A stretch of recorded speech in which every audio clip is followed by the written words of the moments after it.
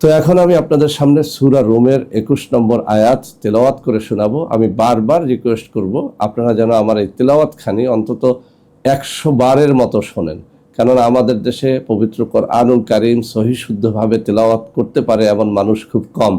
আমি যেহেতু হাফেজে কোরআন, আলহামদুলিল্লাহ সহি শুদ্ধভাবে কোরআন আমরা ছোটোবেলায় শিখেছি, আমি আয়াতখানা বারবার তেলাওয়াত করে শোনাবো।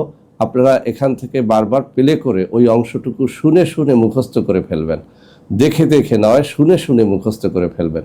এরপরে সহিভাবে যখন আপনি শিখে ফেলবেন তখনই এই আয়াতখানার দ্বারা আপনি এই আমলটি করবেন।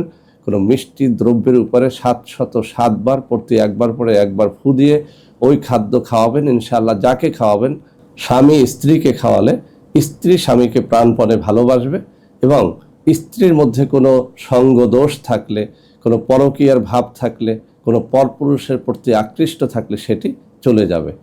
আবার যদি স্ত্রী স্বামীকে খাওয়ায়, সেক্ষেত্রেও স্বামী স্ত্রীকে প্রাণপণে ভালোবাসবে, কোনোদিন সে ছেড়ে যাবে না, এবং স্বামীর মধ্যে পরকীয়ার কোনো ধরনের কোনো দোষ থাকলে সেটি চলে যাবে, কোনোদিন আর সে পর নারীতে আসক্ত হবে না।